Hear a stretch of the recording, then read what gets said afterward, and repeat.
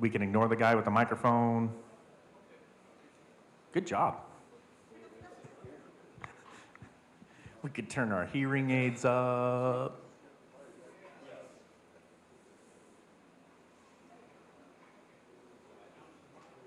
All right. I'm going to kick it off whether they're paying attention or not. For later? Are those all, oh, that's all the names for the people that made something. I'm so impressed with looking at the table and seeing everybody that made something other than like the one or two people that usually make something in here. So, and that was the challenge for this month was make something. Doesn't matter what it is as long as it was something. So it's good that there's a lot of somethings over there. First things first though, let's talk about wood, right? We have a ton of wood still left in the back. Take it, do something with it. If you don't know what to do with it, ask after we're done here and we'll help you do something with it, whether it's making bowl blanks, spindle blanks, pen blanks. We have the bandsaws. If you want the wood, take it, we'll help you with it. If not, we're gonna throw it away. It's gonna go in the trash. Unless you know somebody that burns wood, take it for them. You burn wood? You want wood? There's a lot. There's a whole lot. You can take all you want. It's free 99 today, or else it's gonna go in the trash. All right, so please take some or take it all. Yes? There's some more in the back. And there's more in the front, I think. There's some in the front, there's some in the back, there's some in the back of the room. Please, please, please, let's get rid of this wood. Is Brenda here? I don't see Brenda. No, Brenda. Oh, she was gonna talk about snow days. But what do we have coming up in April? We have snow days, right? I would like to see how many people we can get to participate in this. It's gonna be over the course of 3 days, but I'm gonna have a bunch of pen blanks. I'll donate the pen blanks. I probably have 200 slimline kits. So next month, I'll be bringing in the pen blanks. If we can even just get them glued up, like, let's get them glued up and let's start doing pens for snow days. If we want to do tops, I'm sure we could do top blanks as well. But that's going to be in April. So we're going to probably get 3 10 by 10 squares, which will give us enough room for 3 to 4 lathes. And we're just going to be demoing what we do there. Whatever money we make from the pen sales, because it's going to be donation based, is going to go straight to the club. And then hopefully that's going to, augment the money it's going to cost us. It's $30 for a 10 by 10 booth for the 3 days. That's pretty cheap. I figured that's something that we can do to kind of get our names out there in the community. So that's what we have for snow days. April. I don't remember the exact dates. That's why I was going to have Brenda talk about it, but she's not here. She set me up. So it's going to be in April next month. I'll get the final dates. We'll get sign-up sheets. I'll get the pen blanks, or the pens. April 24th, 25th, and 26th. Yeah, it's a Friday, Saturday, Sunday. Yep, Sartell Community Center. Right, so we do have some time to plan for it. Again, next month, I'll bring in the pen kits. If you don't know how to make pens, or if you don't know how to make pen blanks, maybe we can do that after the meeting next month. Don't forget to sign up. We've got our 50-50 in the back as well. So we're going to be doing that after we do our show and tell, but let me get through a couple more announcements. Patches. I've had a lot of requests about patches. I've got a company that'll make patches for us. They'll do both 3-inch and 6-inch patches if we want to do them. The 3-inch patches are basically going to be $4.90 each, and the 6-inch patches are going to be $9.88 each. So if you guys want us to do patches, just let me know. I think we should do them. Yep, you can do them on your shirt, you can do them on a smock, you can put them wherever. Maybe I don't want to know where you put them, but 3 inches, of course, on the front, like a 6-inch patch on the back of a smock or something like that.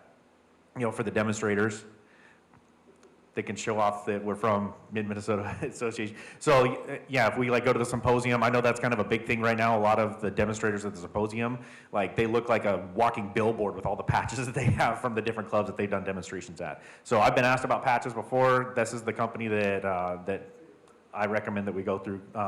They're pretty quality stuff. It's going to be a fully embroidered patch. They do both the 3-inch and the 6-inch. So If you have any more suggestions, swag that we want to do for the club, whether it's another t-shirt order, if we want to do can koozies, whatever, just let me know, and then we'll try to get something done. What else? We got a thank you letter from Coburn's Healing Center. So, Gary, this is from your wife, right? Is this from your wife? From the Coburn's Healing Center? All right, so on a personal note, I volunteer weekly at the Healing Center. One complimentary wig stand was given to each patient or one complimentary wig is given to each patient if requested.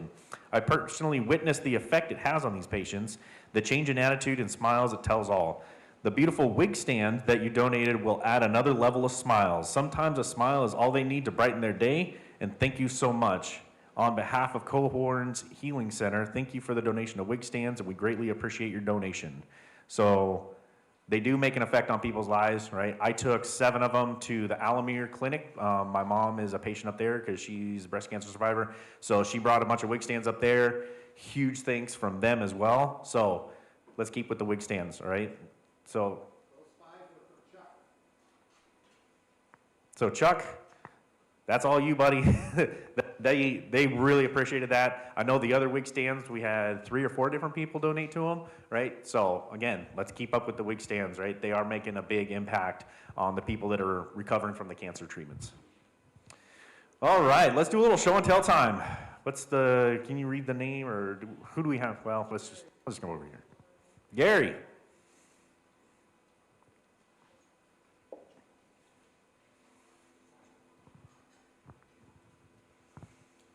Should we bring the camera over?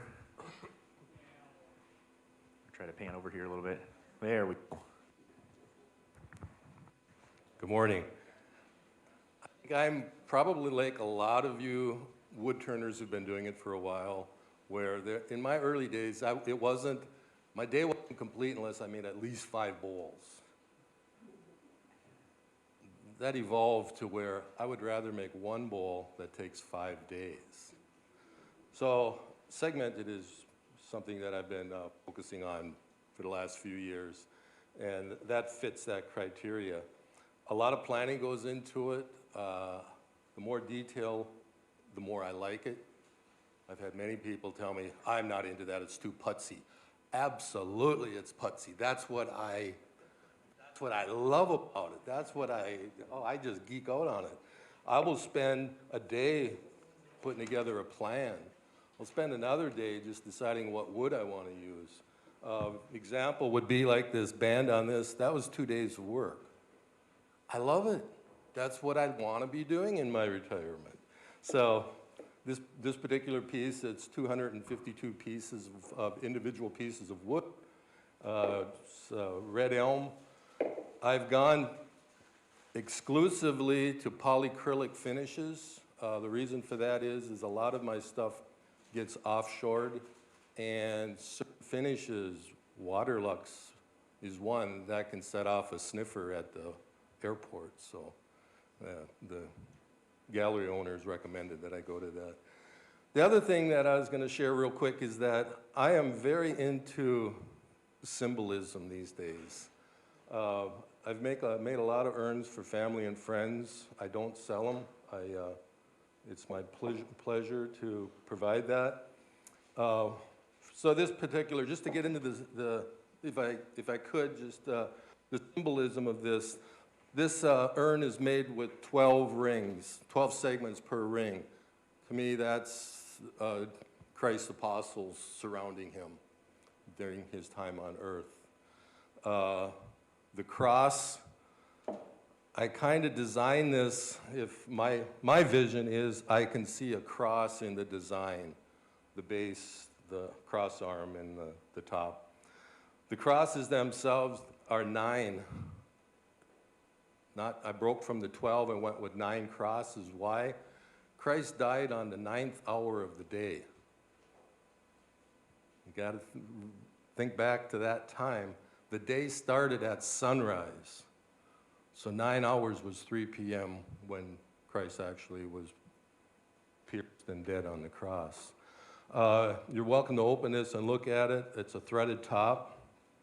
I deal with several of, well, I think I've dealt with all of the funeral homes in St. Cloud. There's certain criteria for a nook internment that they don't like wood. And I asked, well, what could we do differently? Well, the reason they don't like wood is there might be a time 100 years from now that they need to do some maintenance on that. They don't want to open it up and have a pile of sawdust. So if you look at the side of this one, I line it with epoxy. And when they looked at that, they said, okay, we're okay with that. That's going to contain the cremains. So 252 pieces here, 252 pieces that make up the urn. Those aren't. Who's doing 3D coasters again? I don't remember. The 3D coasters? All right.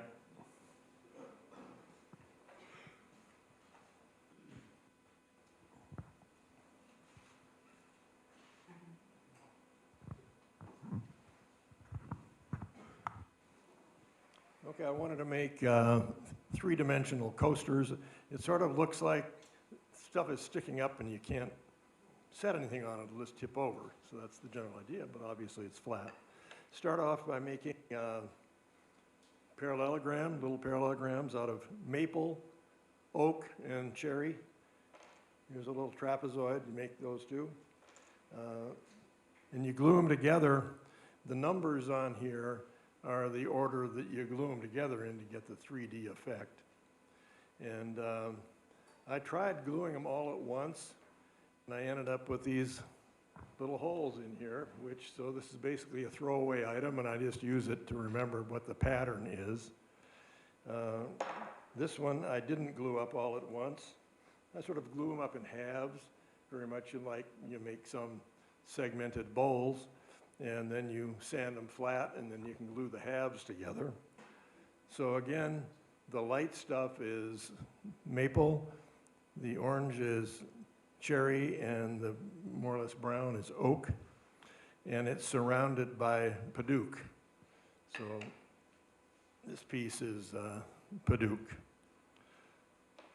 So and finally I ended up with a piece like this, and I actually cut them in half around that way, so I get two halves. And that's how I get something thinner, and then you obviously sand them down, and that's about it. On this particular one, the finish is walnut oil with beeswax. That's it. I'll pass this one around too. Who's got the lighted lighthouse?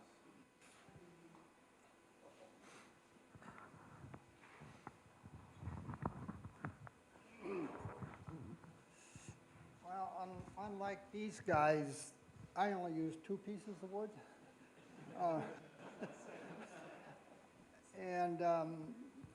And actually it was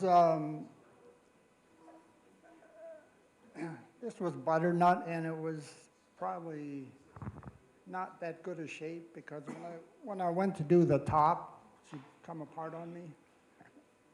So I had a little piece of redwood, I did that. And what worked nice was I drilled the holes, and then I cut them out with a little homemade saw that I had, square the corners. But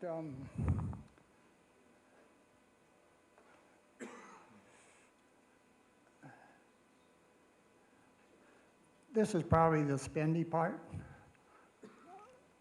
Over at Menards, they got them.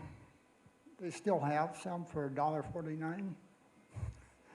And I prefer the light bulb versus, I think you can buy them that just shoot the beam straight up, but I prefer the light bulb. I don't know, it's fun to do. Okay. Yeah, I see the pattern. We're going down the tables. Whoever's next.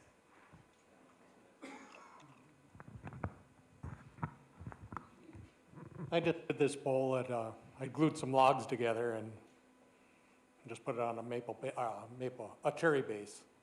But I just found a log out in the woods. It's about 4.5 inches round, and I I cut the bottom off on a bandsaw, and then I ran it on a joiner. And then once I got that square, then I could cut the sides square. And I ran them on a joiner so it's nice and tight, and I just glued it together and did it this way. So. What'd you glue it with? The glue on? Yeah. Just Type Bond 3. Yep. Gary. Yep, I took the names.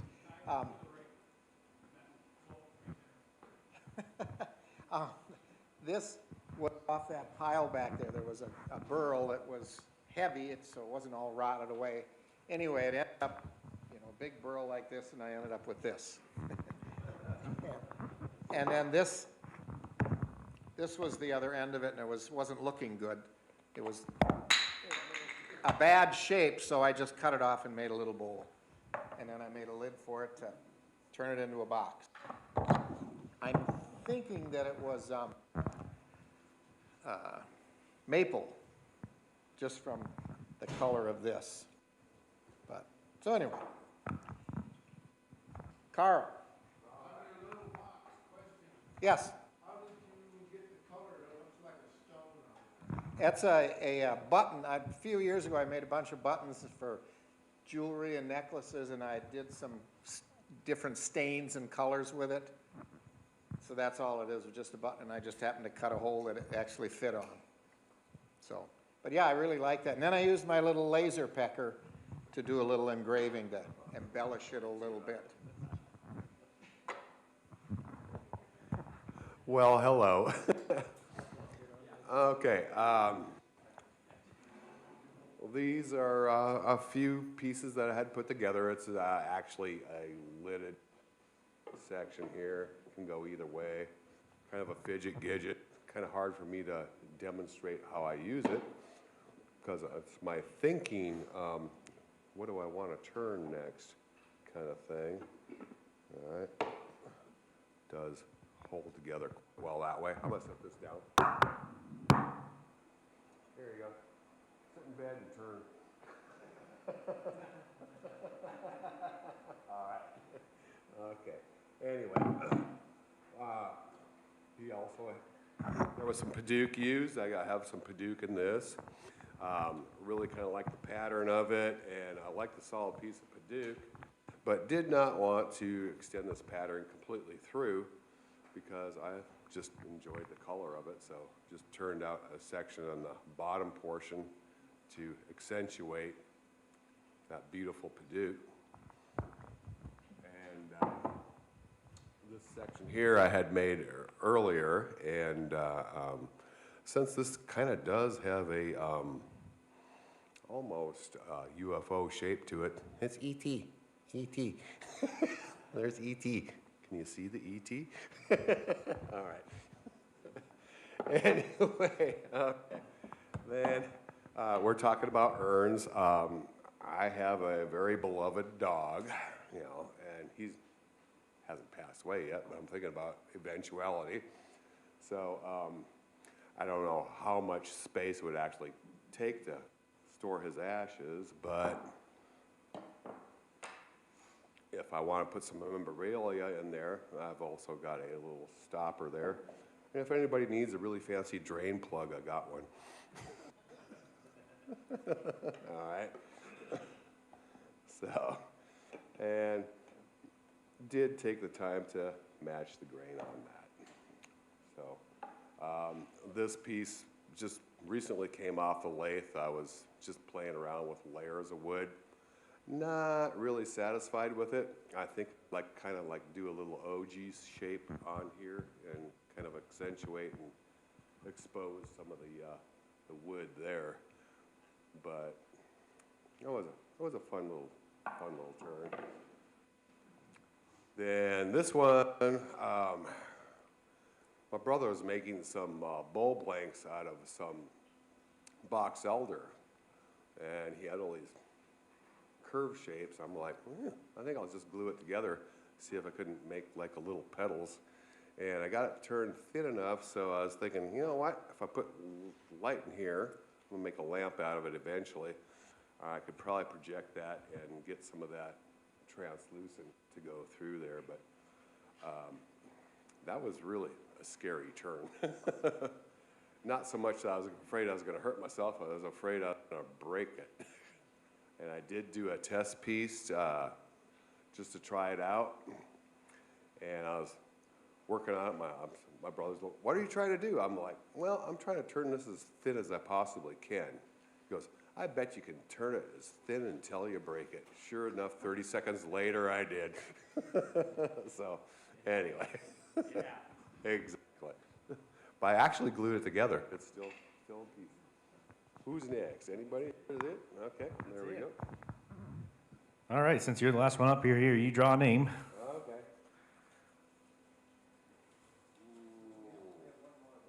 What's that? All right. Oh, gosh. Well, that's- Penguin. Who to what? well, this is for, he can come up and talk about the lighthouse. So, yeah, I just drew Mike.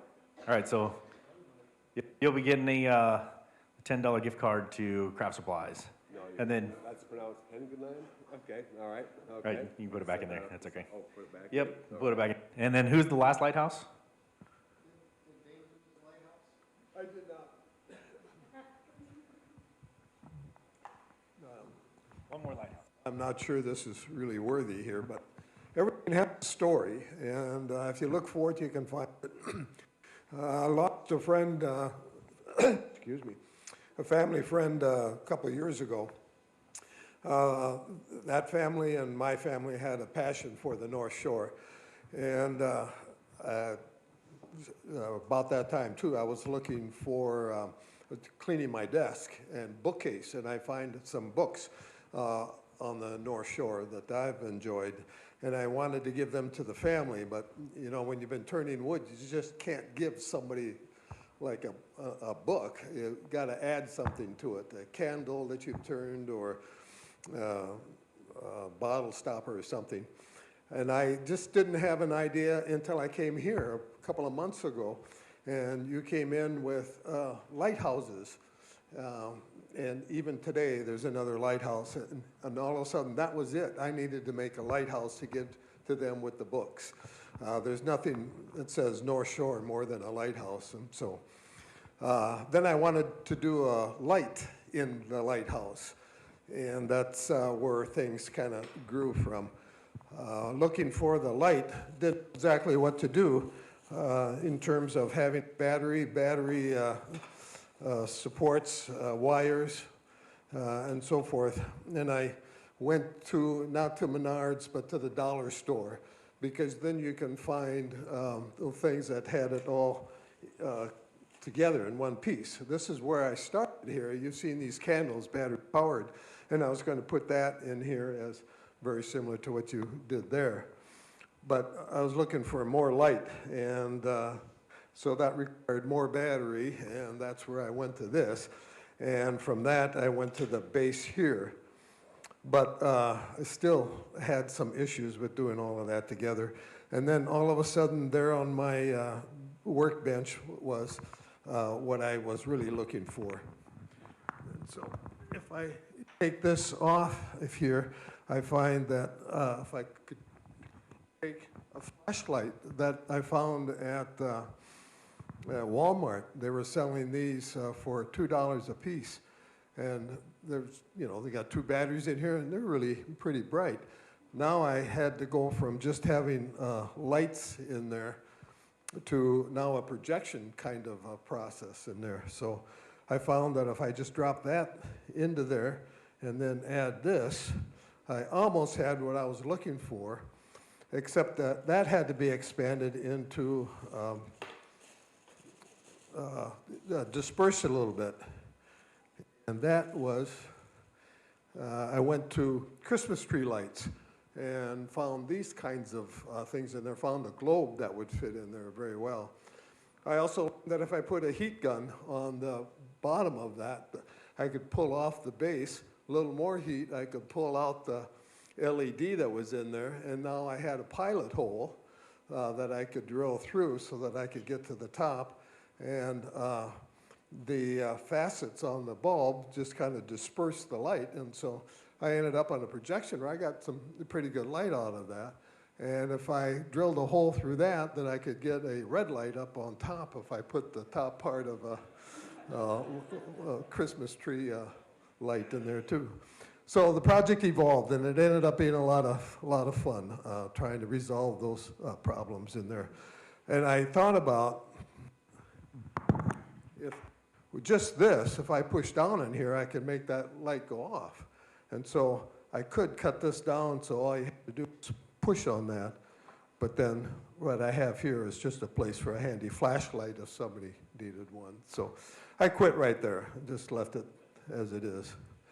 So anyway, wanted you to know that this particular club provided a lot of inspiration and encouragement in coming to a project. So it in itself isn't that good, but my involvement with it was what was fun, and that's what I think you're encouraging. So thank you for the opportunity. Yeah, no, it, like, when I say bring something, it doesn't have to be wood turn. We're all artists. If you are in some type of an art and you've made something and you show up to our meeting, absolutely bring it. Sorry, let me get in front. Because you can't hear me otherwise, right? I have a face for radio, though, unfortunately. All right, so 2 more things real quick. Do we have any guests? First timers? Anybody? Nope. Oh, there we go. What's your name? Where are you from? Greg?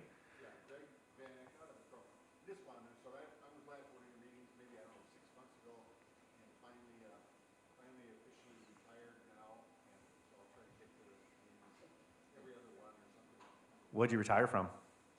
I used to work with Minnesota Pollution Control Agency, studying lake and river water flow. So sticking it to 3M, right? No, I'm just kidding. Yeah. And then one more, Zephyr, is that what it is? Where are you from? St. Cloud. Welcome. Are you just starting wood turning or? Getting the bug, huh? Watch that rabbit hole, right? Stay away from Penn State. That is a deep, deep rabbit hole. Arts Underground took a class, right?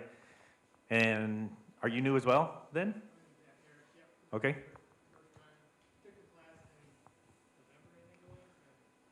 It's so addicting, isn't it?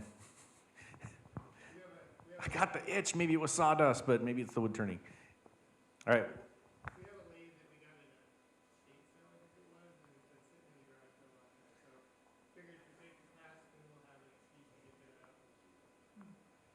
Yep, and if you ever want to learn something new as well, stay after our meetings. You can always go back and like review a meeting as well. So we have them all recorded through YouTube. Go back, look at whatever the demonstration is, and if you want to learn more about it, if you have questions about it, I don't think anybody in here is going to be like, no, that's a trade secret, I'm not telling you, except for maybe Gary. Gary has a trade secret. No, I'm just kidding. All right, and then the last thing, 50-50. We have the box back there. Who wants to draw a number? Whoever's closest. Yeah, reach in there, draw a number. What's that? He's not doing one. Yeah, until he draws his own. How about the last 4?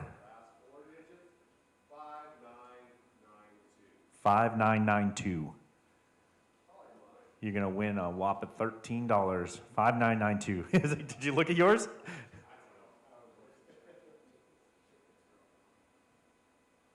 It's probably his. Just watch.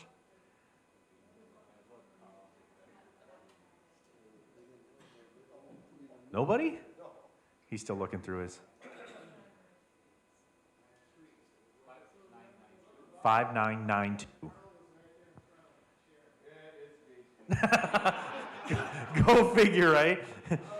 Cheater. No, it's fine. All right. Does anybody have anything else for the club? Any other announcements? Anything hot and heavy on your mind?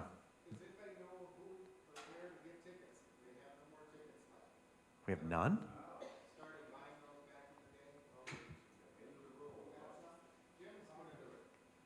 Next meeting, hopefully.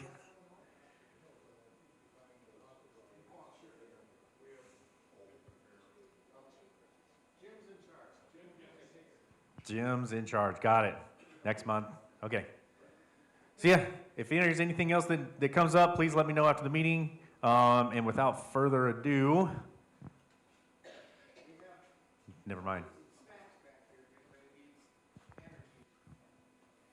Okay, I want to thank Karen and Josh for stepping up and going to help with some of the video stuff on it.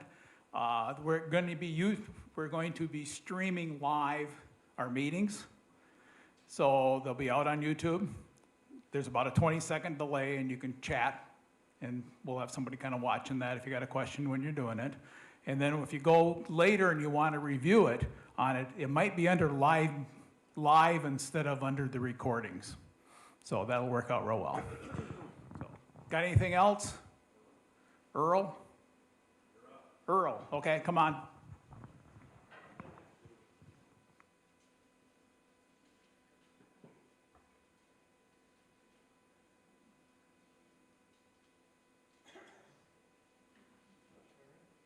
Well, first of all, I gotta have a disclaimer.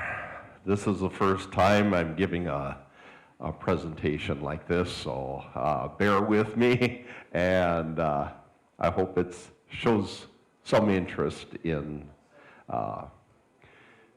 This is a Ringmaster back in 2016, something like that. I went down to Arizona, Sun City, and they have a wood shop, and they had 2 of them there, and so I got to play around with it, and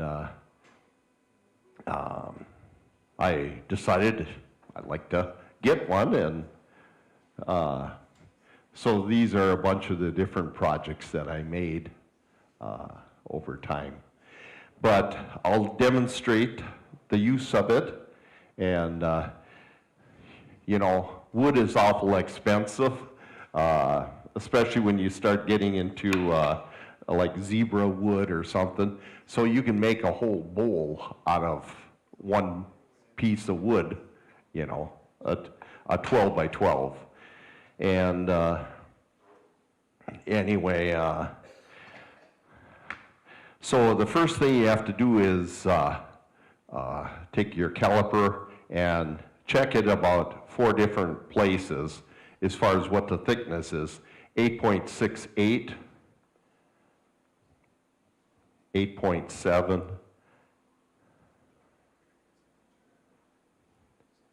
8.6, 8.6.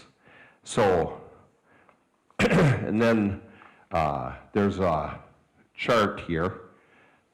So I will go to, I don't know if you can see it or not, but there's 4 different thicknesses that 5/16, 11/32, 3/8, or 1/2 inch. And I've got it set up right now for the 5/16. So I go to 3.8, and it says a 20-degree angle. Just Ringmaster. You get the book, and with the Ringmaster, and anyway, gives you all different projects that you could, you know, do in it, but the big thing is it shows you the different angles that you have to, what you have to set the, so right here, I've already got it set at 20 degrees. So, but I guess I might as well show.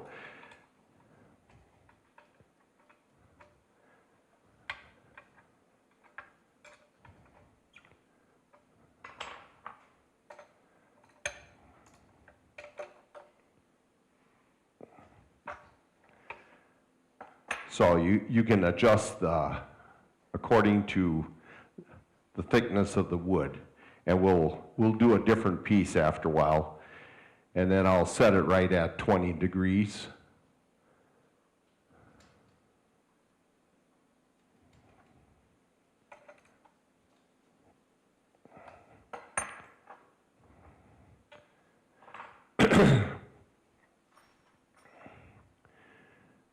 And, and put the,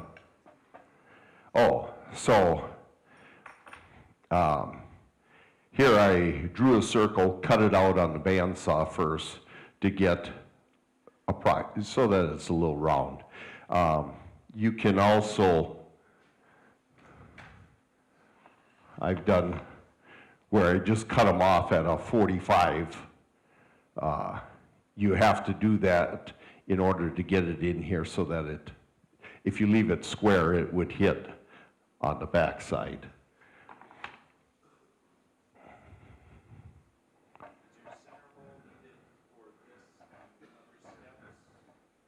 Is what? Yes. Yes. So yeah, just drill a 1/2-inch hole in the center of the piece.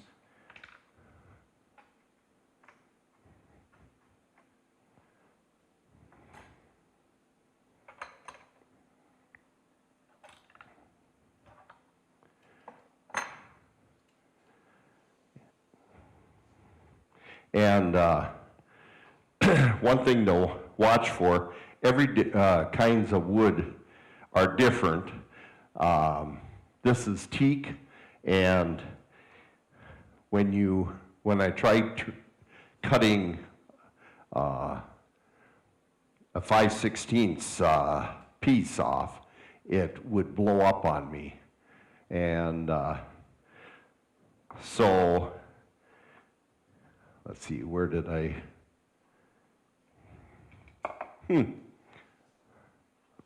I had a thicker one. Oh, here it is. So then I just doubled the thickness of it, and then it worked. But so you'll find that with different types of wood that you have to cut them thicker, just because so they don't blow up.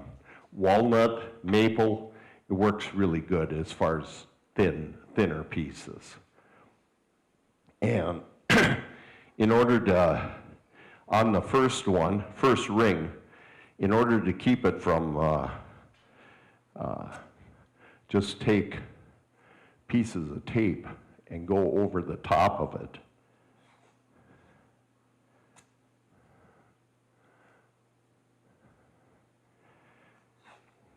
Because many times the first ring will fly apart. And where you're sitting is not good.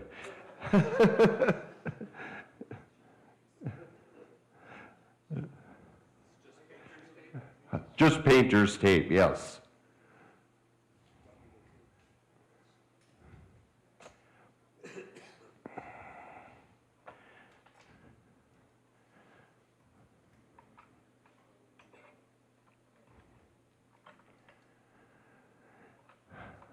So you just got two knives and you move them back and forth like this, and that's what cuts the ring. And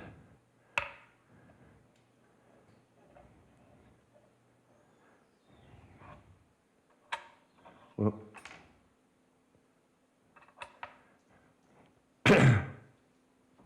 so you have a bar like this that you can put in there, and you can see this side is square. This one here has a little triangle on it. This one has a diamond, and this is a hexagon. And anyway, so that in the book it tells you as far as which, according to how thick you want your ring to be. So, because of I don't want anything to fly out that way, I'm going to cut the first ring So, yes.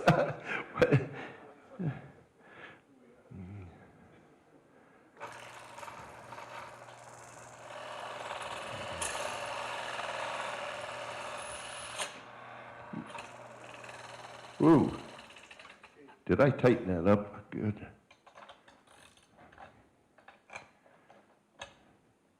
Yeah, I did.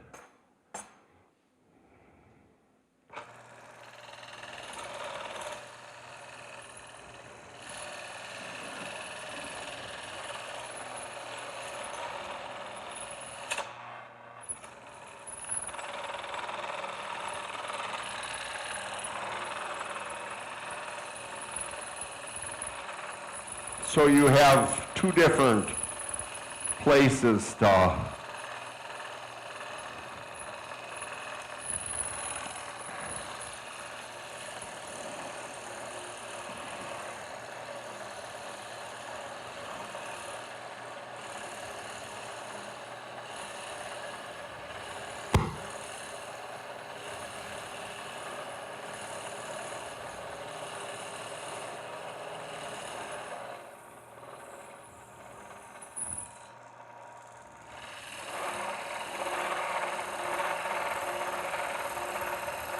then I keep my finger on the switch here, so as soon as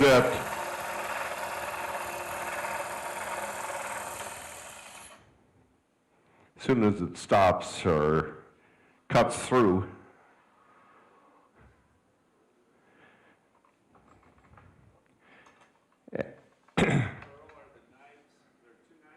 yes. So one cuts first, and then the other one cuts the other half.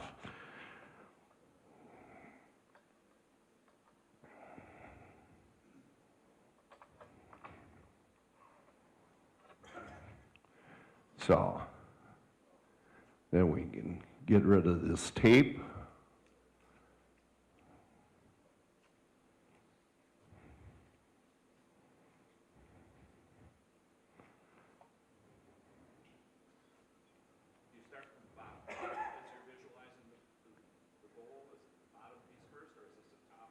The top piece.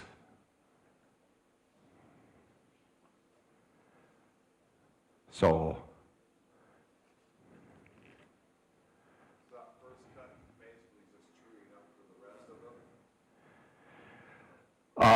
so the first one would be your top ring now.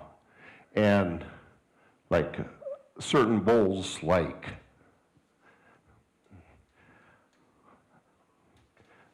this one here, this is the top ring. So I just cut them off at a 45, drew my circle on there, and then cut it right up to the line, and you have equal distances. So that first ring there, you're not going to use that? No, this one will be garbage.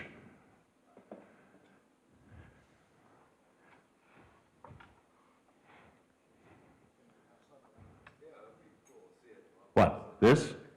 The garbage?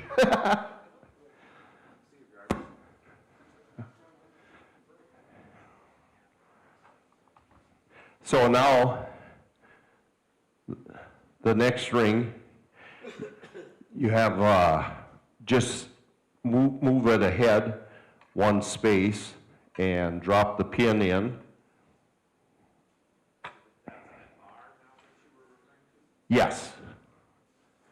So each one of these is 5/16 of an inch thick then. And then tighten up the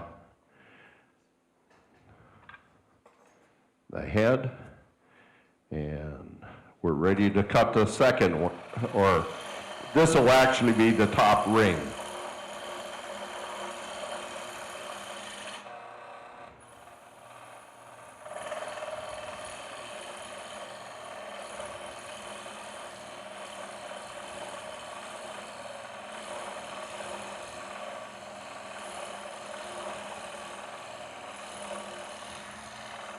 We should probably grab the set it in.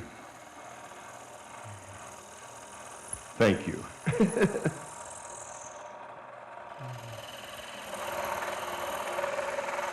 So I just keep my finger on the switch here. So as soon as it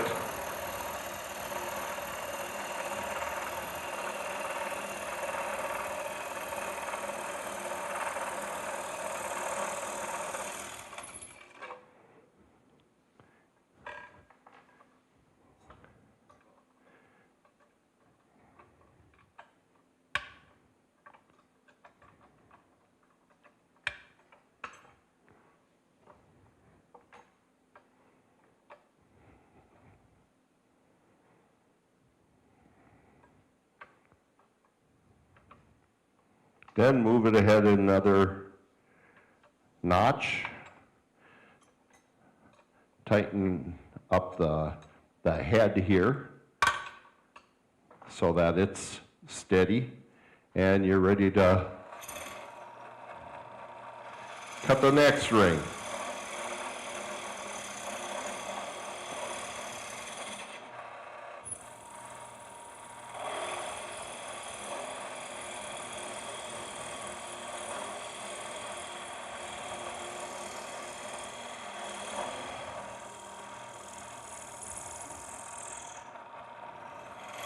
So the knives are set just a hair over 1 inch apart. So you can cut up to a 1 inch thick board. If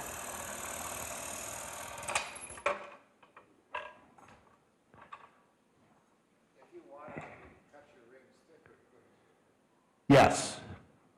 Yes. And the thicker you cut your rings, the more of an angle you're going to have. Like the plywood one that I did, that was cut thicker, but I'll hand.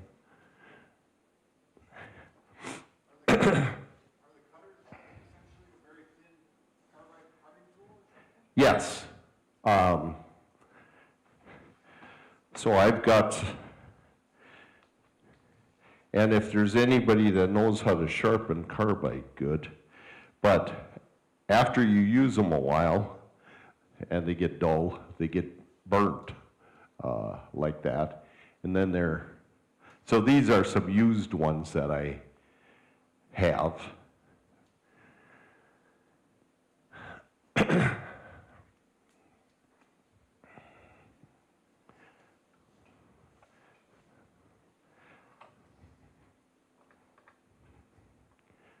So just turn it back to the center, go ahead 1 notch.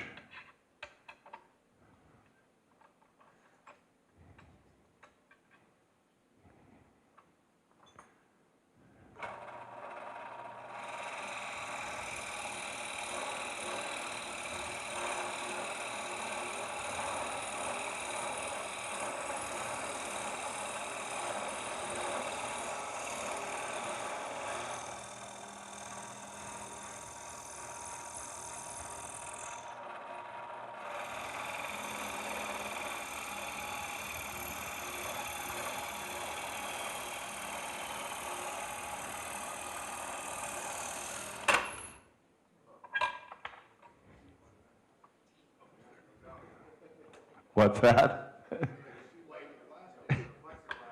Right.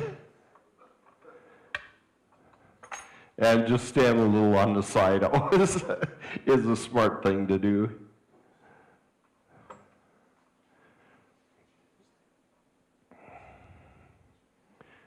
So, any questions on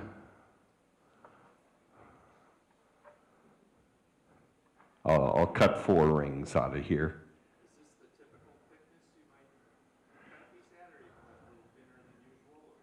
That's usually what I do is, but like I said, you know, certain types of wood or like the plywood, you want to cut that thicker. But the thicker you cut it, the more of an angle the bowl is going to be. The thinner you cut it, And a matter of fact, you could go, instead of 20 degrees, go to 10 degrees and use 2 pieces, and then you'll have a bowl that's almost straight up and down.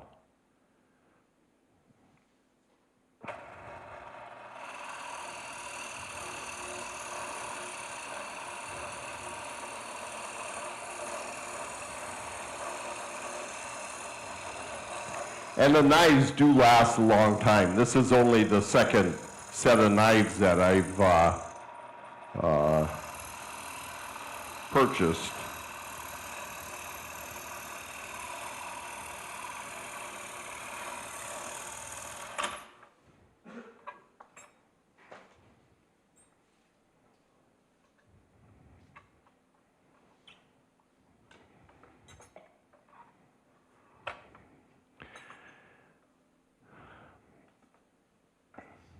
So I'll just quit with 4 rings on this one.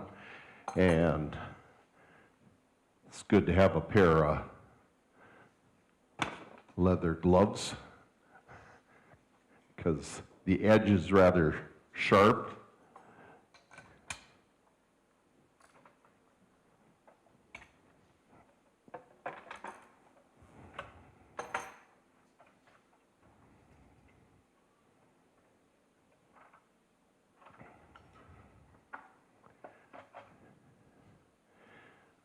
So then the bowl would be, and the other 2 rings are wandering around. Oh, there. A lot of sanding?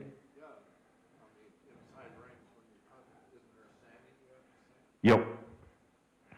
And so I'm going to do a piece of walnut that's thinner, and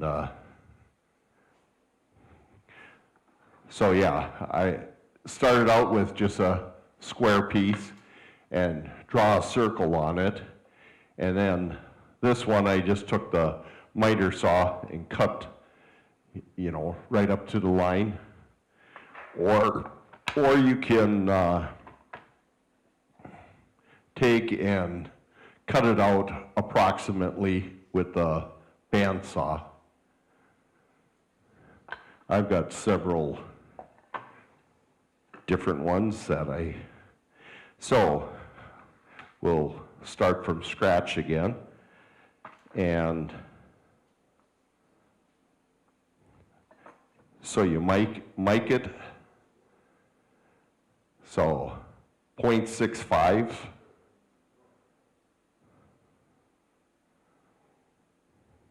6.5, 6.5. Okay. So,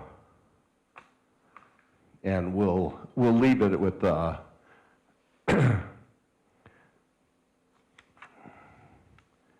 so go to 6.5.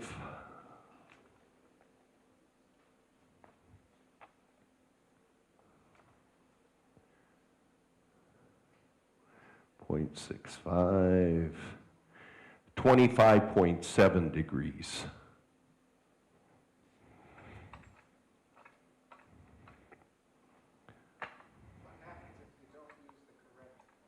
Angle? Then you're going to be doing a lot more sanding. So the closer you get it, 25.7, so.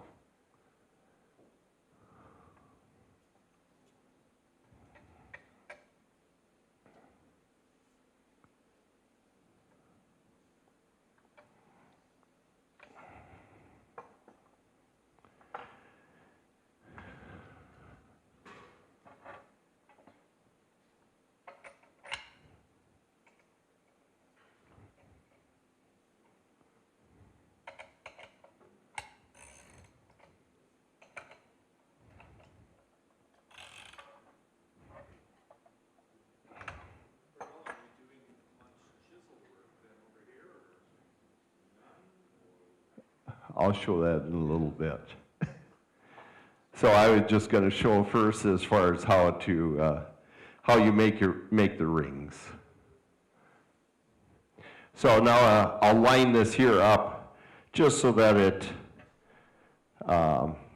makes as big of a circle as possible.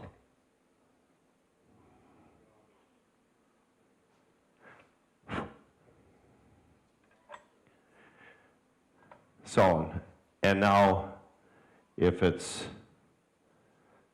a little short, you can always adjust it right here to get it exactly where you want it. Or if you're using multiple, like the vases over there, you're going to have to put a mark where you want it cut, and then you can adjust it right here as far as in or out to get what you want.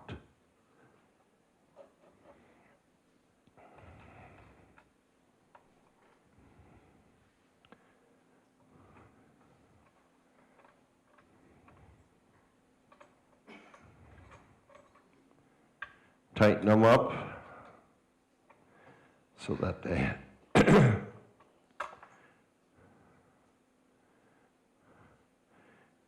and this one again, your outside ring is the one that's usually, if it's going to blow up on you, it's the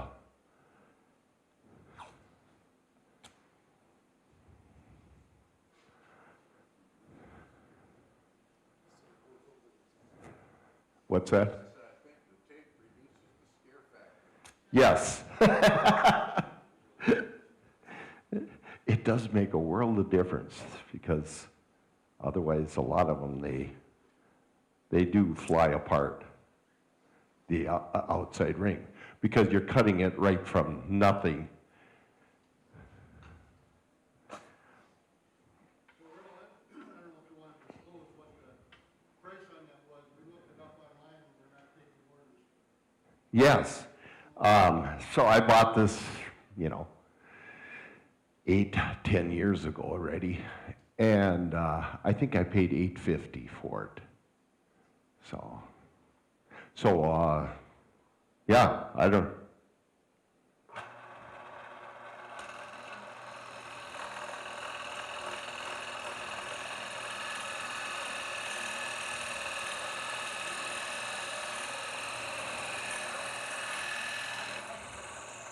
What?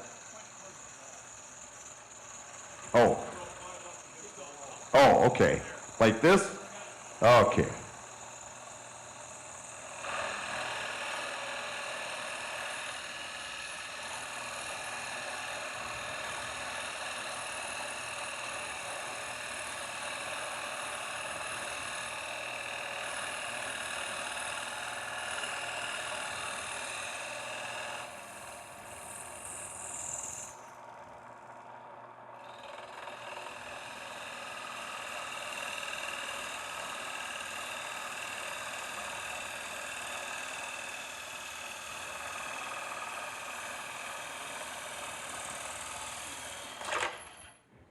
There, 2 successful ones. Didn't blow apart at all.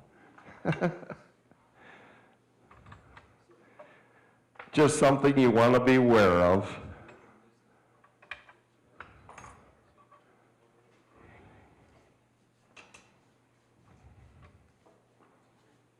You wouldn't think that little bit of tape would make any difference, but it sure does.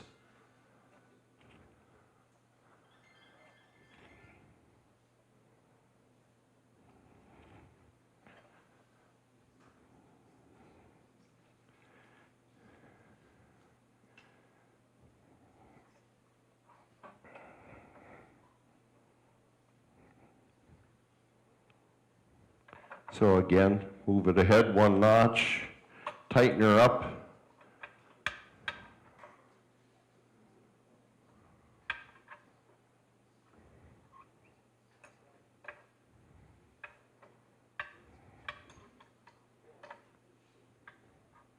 And you're ready to cut the next ring.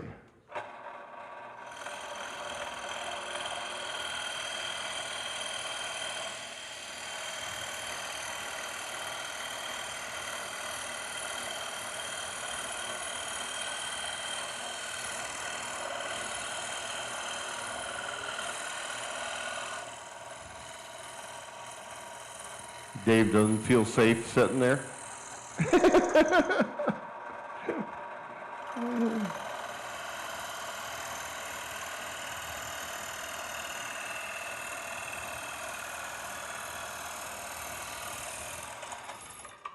So I just have my finger on the switch, so kill it as soon as you can.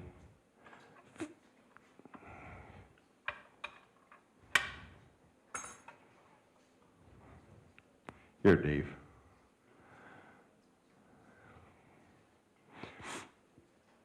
Oh, I forgot to tell you. So I usually always take a square and a pencil and make a mark on it in a certain spot, and then you can draw your lines. And it makes it a lot nicer for gluing up, and that way you have your grains all running the same.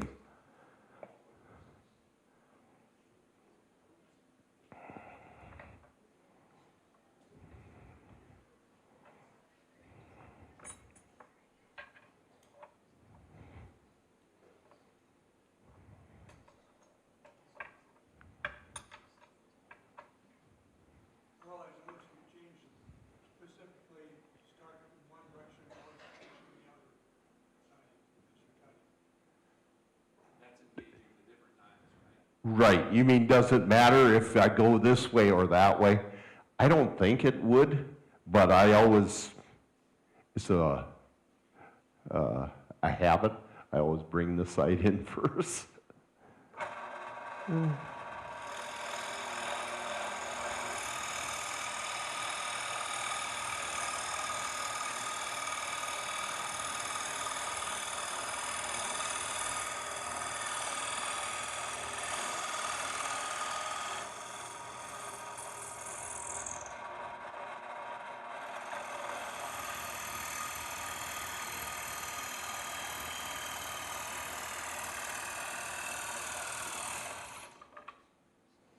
So, and Eyeballing how far to go in, and yes, go about halfway or.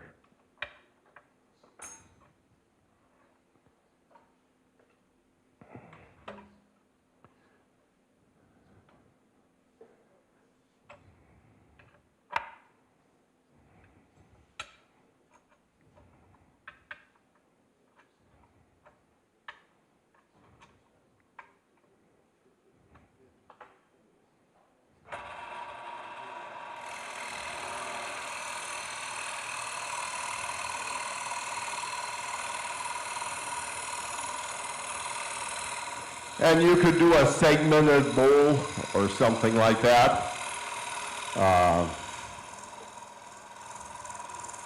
The one I did with Purple Heart.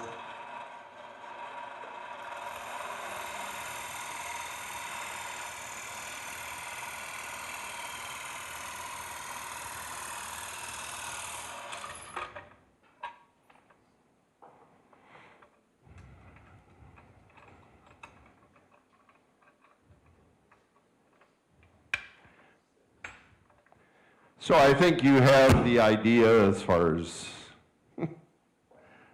how you cut them up. Have you ever cut anything that had epoxy in it? If you had a circle like that, and had some imperfections with epoxy? No, I haven't, but I'm sure it would cut it good, you know, as long as it's.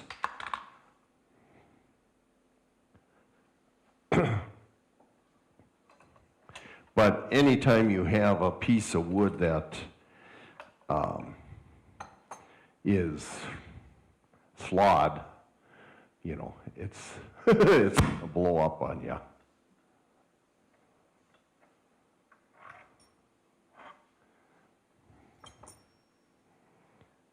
So again, you could make it as big. I think there's a piece floating around.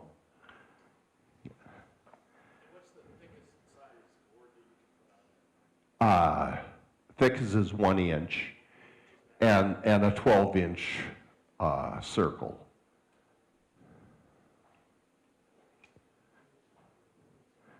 So, and then the next procedure would be to glue it up like that.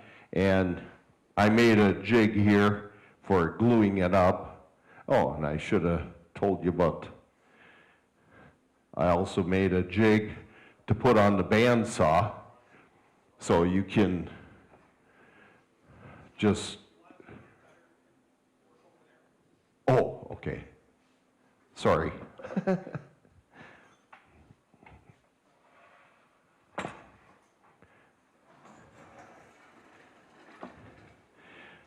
So I made a jig here for putting on the bandsaw, and then you can just drop your, and slide this in up to the, and then to cut it round.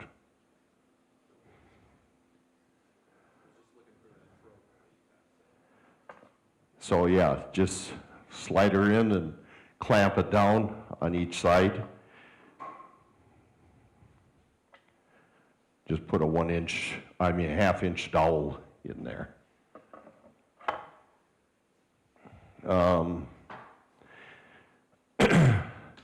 So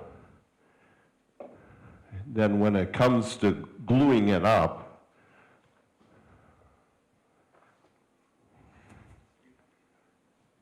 yes.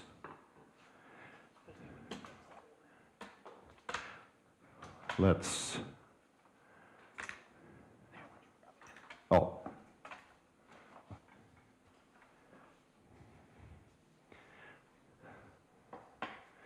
We'll just get rid of some of this sawdust.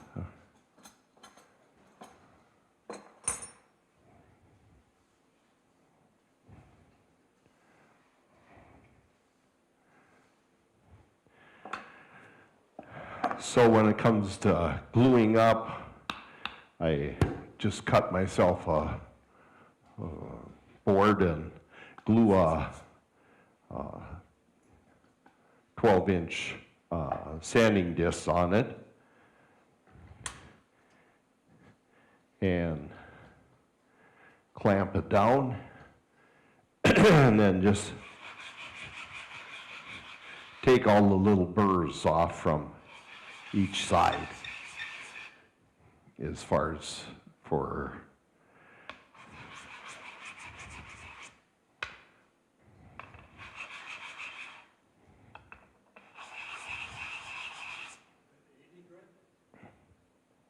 yes,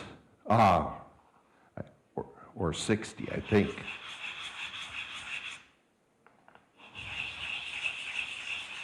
But you can see that just cleans up the edges.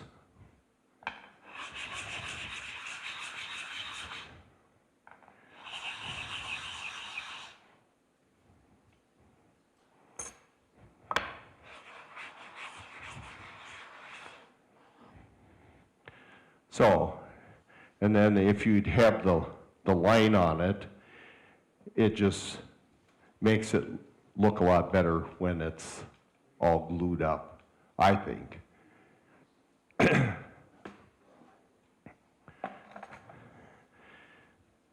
So, and then I glued one up here, left it set overnight.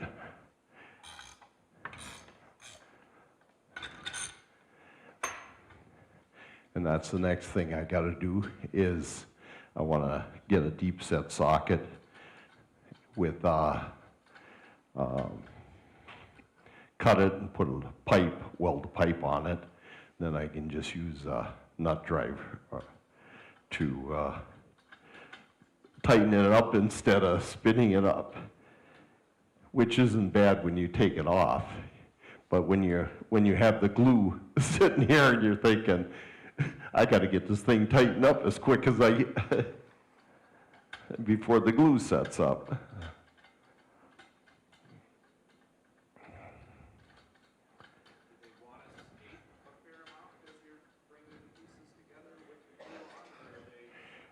No, they actually, oh, hang on a second. I'll get this off here.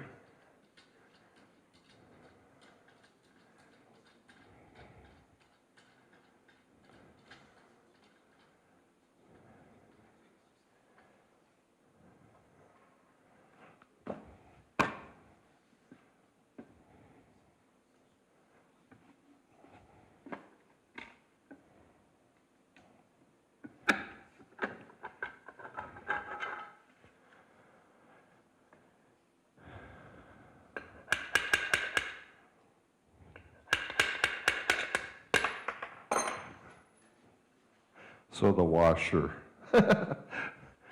As you can see here, I drew the line, and then as I glued them up,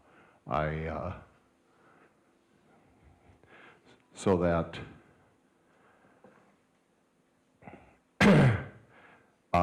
now, like this one here, I've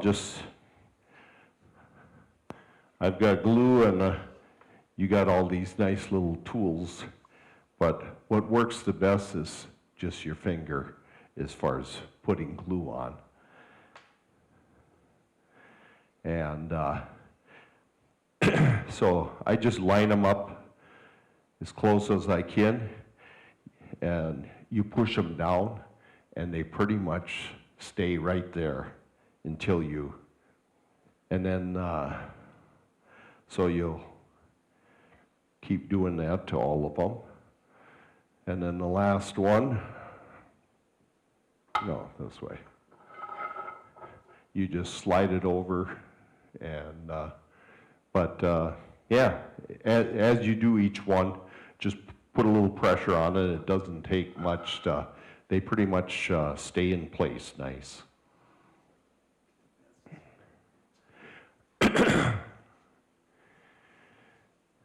So,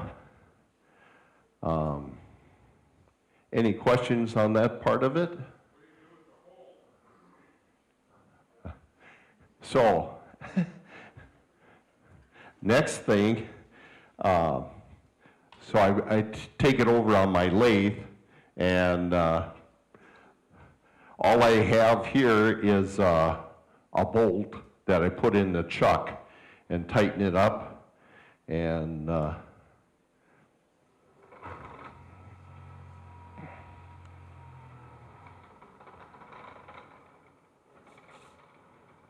I wonder if that,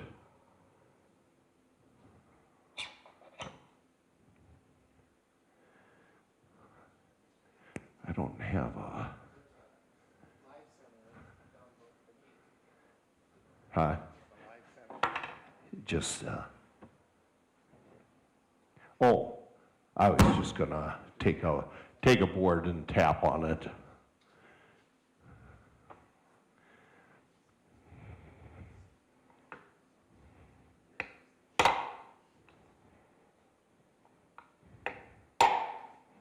You don't want the,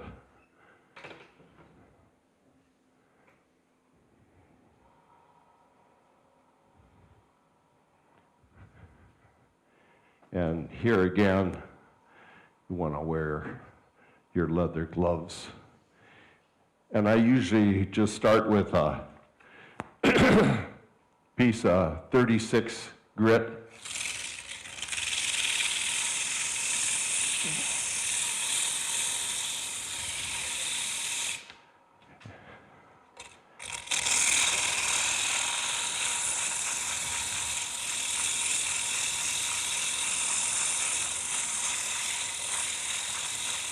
And I should put on my dust mask, but I wasn't going to.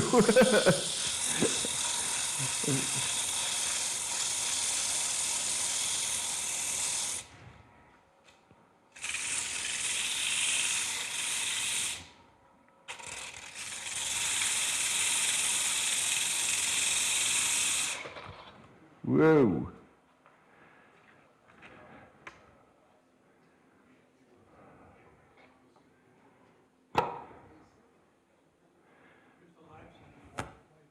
Huh?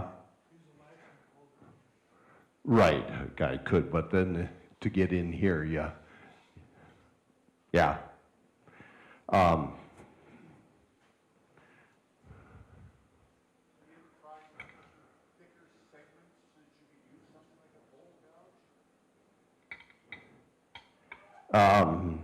no, I really,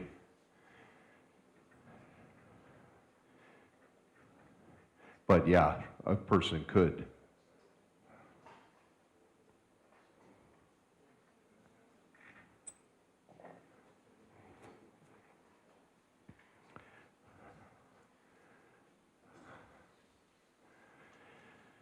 So, let's see, what happened to the maple one? Oh, there it is. So yeah, that's unsanded and so. So then when you're done sanding it, then is this the right spot? Yep. Just take a 1/2-inch plug, and so that's why I save that corner piece that you might have cut off, you know, and make some plugs and get it to line up nice. And let's see, where's my,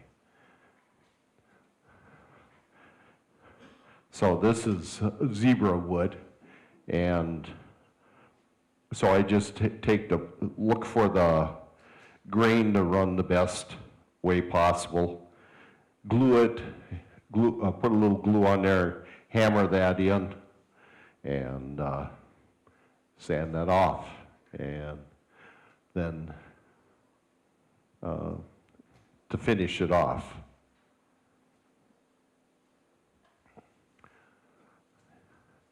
Any questions?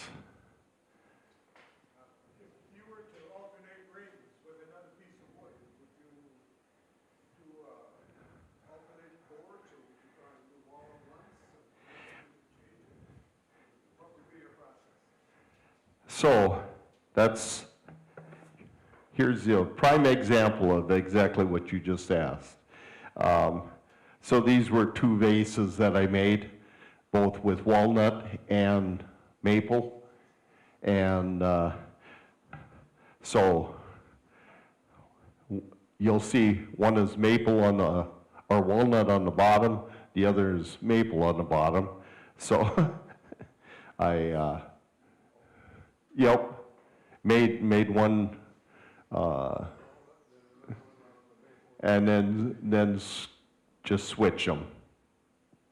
Did you do the same thing with this then? You got a Yes. mate to that? And this one here, I used half the angle, and that way I could make it a lot straighter up and down than what, this was made out of 1 piece of wood. So if it told me to set your angle at 20 degrees, you just set it at 10 degrees, and then you can have a lot. And then here, I went and used a straight ring, or one that's at an angle, one that's a straight ring. Had it at 0, just cut in, and you got a, so, and then as you sand it down, or this one here is done the same way, gives it a little character.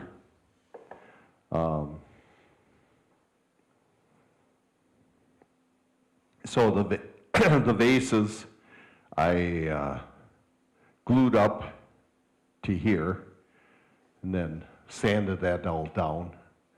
And then I went and made the other, or rings, and when I put it on the lathe, used an extension to put it in there, and then I just used, well, let's see if I don't have one the right size, but put that in there like that, and then put a live center on it in order to spin it, because otherwise this thing would be all over the place.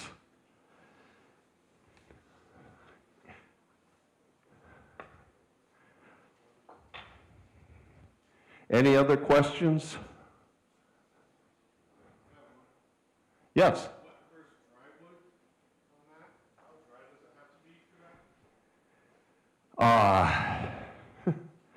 I would just use dry wood, you know.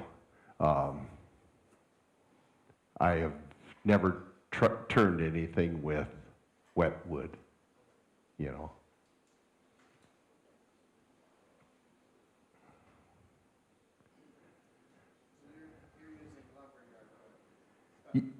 Yes. Well, the walnut is stuff that I've planed down.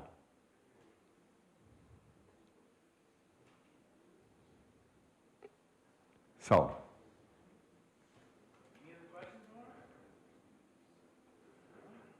And these are some of the items that I've turned.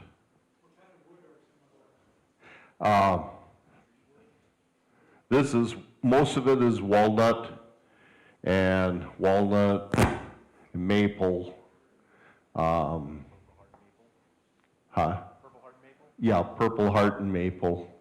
Same here, Purple Heart. This one? Good question. I don't remember. Oh, I know what it is.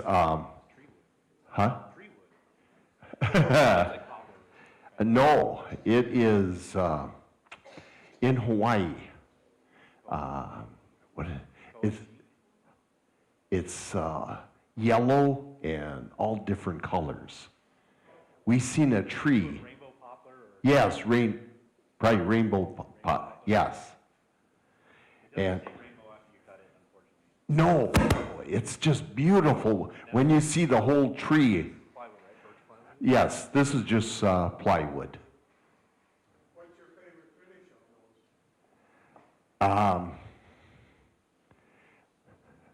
those? Huh? It's a secret. No. Depending on, you know, if you're gonna use it for food, then I just like to use beeswax, whatever, oil. And that's what I do most of it with, just so that it's food grade.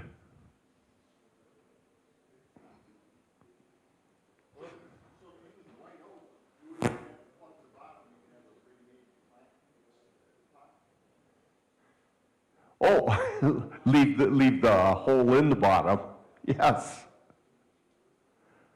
So because it has a hole in the bottom, is that considered a funnel? The funnel plug, right? Right. Hey, let's give it up for Earl.